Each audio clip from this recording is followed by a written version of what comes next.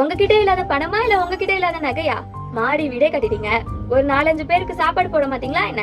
ஏன் நாங்களா வந்து சாப்பிட்டா உங்க தகுதி தராதரம் குறைஞ்சுமா? எல்லாத்தையும் கூப்பிட்டு நல்லா உபசரிக்கணும் தான் எனக்கும் ஆசை. ஆனா யார் பண்ண விட்டீங்க சொல்லுங்க? பத்திரிக்கை அடிச்சு ஃபங்க்ஷன் பண்ணா என்ன சொல்வீங்க? அவங்க பேர் போடல, இவங்க பேர் போடல, அவங்க பேர் மட்டும் மேல இருக்கு, என் பேர் அடியில இருக்கு.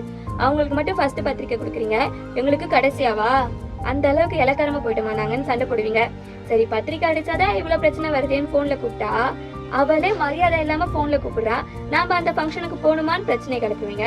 சரி, ஒரு ஃபங்க்ஷன் பண்ண போறோமே, எல்லாத்துக்கும் துணிமணி எடுத்து கொடுக்கலாம், துணிமணி எடுத்து கொடுத்தா இது என்ன கலரு, இது என்ன புடவை, புடவை ரேட் கம்மி தானே, அதனால தானே வாங்கி தரேன்னு வாங்கி தந்த என்ன கஷ்டப்படுத்துவீங்க. ஃபங்க்ஷனுக்கு வரவங்க வயிறு நிறைஞ்சு சாப்பிட்டு போகணும்னு 10 வெரைட்டி போட்டா பணம் வச்சிருக்கிற திமிரில ஆடுறீங்கன்னு சொல்வீங்க.